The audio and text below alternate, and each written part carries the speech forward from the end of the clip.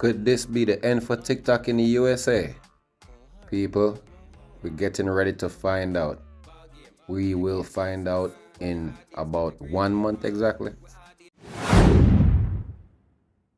TikTok has intentionally and deliberately manipulated and hurt knowingly young people through its platform. It has promoted excessive and addictive and compulsive use by design of our children through its different features, from autoplay and infinite scroll to its likes to its beauty filter. I know our parents are worried. I'm worried. I'm also fed up and will not tolerate multinational corporations, this American corporation, specifically targeting our young people and knowingly harming them. And that's why we're suing TikTok today. So we're proud to stand with states across the nation, again, multi-state, bipartisan, holding TikTok accountable for harming our youth. We will not stop until our young people are safe. Oh no, not your favorite app. Okay, people, so we're going to get the breakdown right now on what might be the possibilities or why they want TikTok to be banned in the USA and other countries. Some other countries already banned TikTok. If you didn't know, you know now. Now let's get the breakdown on what might be the possibilities. Could it be that TikTok got so big and is now bigger than some other social media companies that's been there before them, and some businesses feel threatened within the USA because this entity is not in the USA and comes from China? See, and could it be that they're getting too big and have too much power and have too much users? Okay, that is the narrative that I'm spinning. Could it just be that they're just getting too big because they're huge? People are on TikTok every day. Go on there right now, people are living on TikTok. It's like some people don't even go to work, they work on TikTok. This is reality. I'm not playing. So all right, let's now dive into the narrative of what they're actually saying in long form, so you can get a clear understanding of what they're saying it should be banned for, why they're saying it should be banned. Wow. TikTok's potential ban in the United States has become a gripping story of cybersecurity, geopolitics, and cultural influence.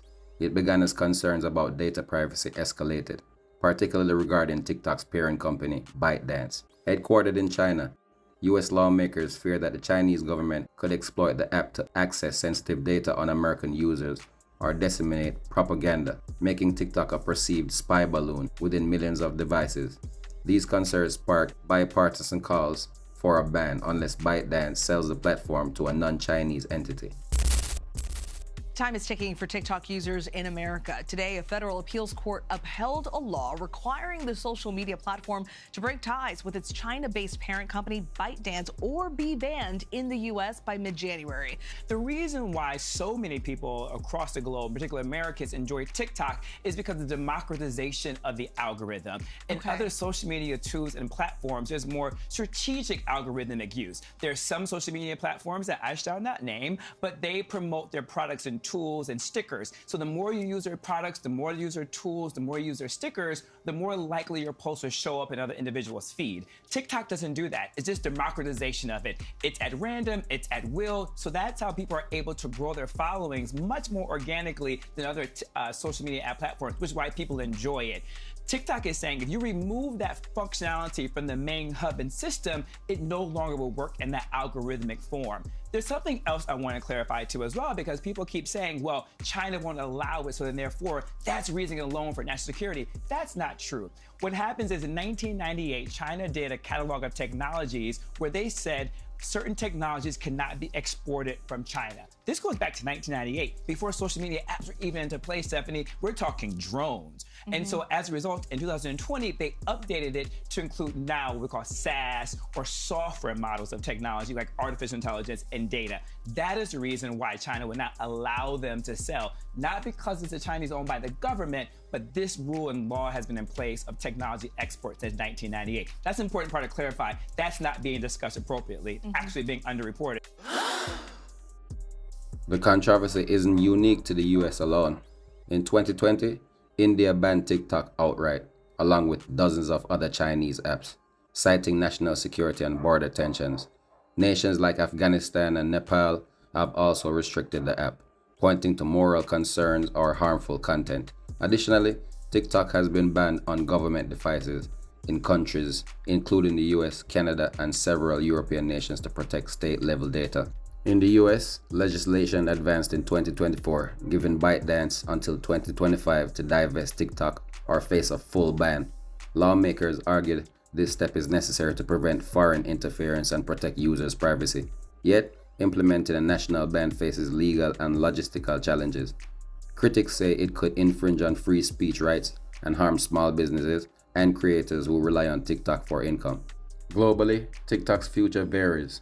While some countries ban it outright, others regulate it more tightly or implement restrictions only for government employees.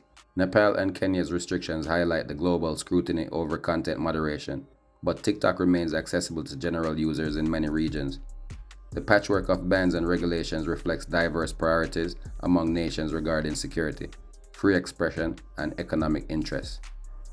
TikTok's ability to remain active hinges on ByteDance's next move.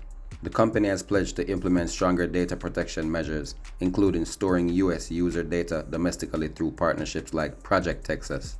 These efforts aim to reassure regulators that user information cannot be accessed by Chinese authorities.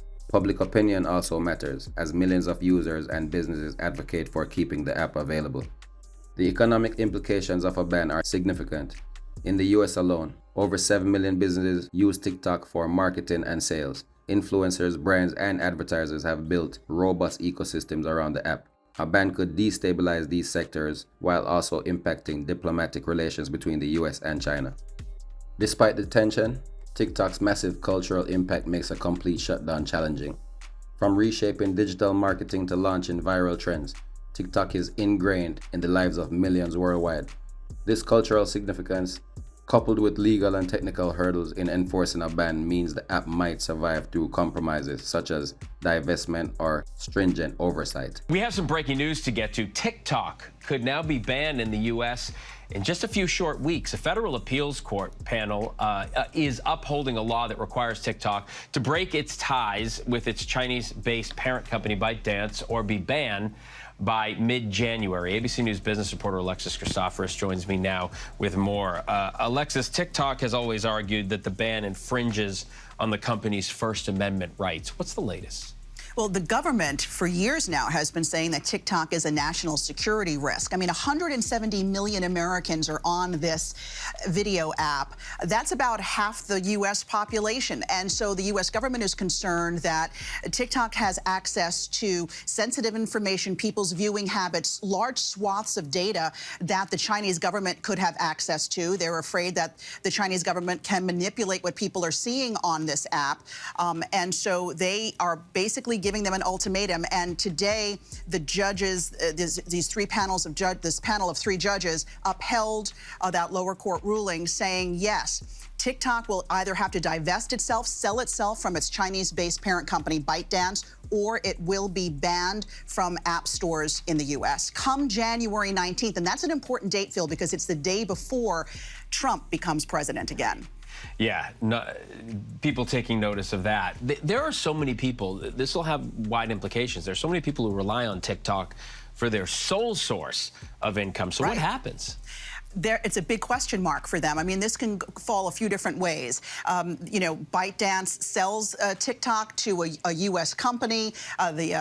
All is well here that TikTok is able to maintain its audience here in the U.S., and you wouldn't feel much of a difference.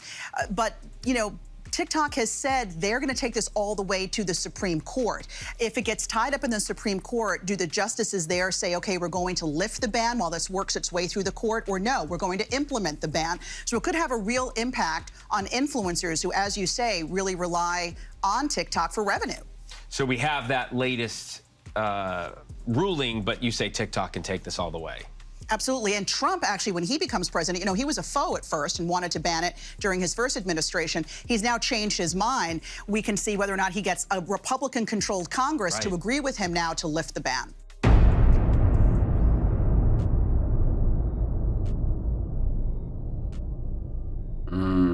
In closing, the unfolding saga of TikTok illustrates the intersection of technology, politics, and society. Whether TikTok is banned or thrives under new conditions, its story will serve as a critical case study in how nations navigate digital globalization and cybersecurity in the 21st century. In observation, we can see that the debate about TikTok highlights complex issues, balancing freedom of expression with security, regulating platforms without stifling innovation, and managing US-China relations in an era of digital globalization.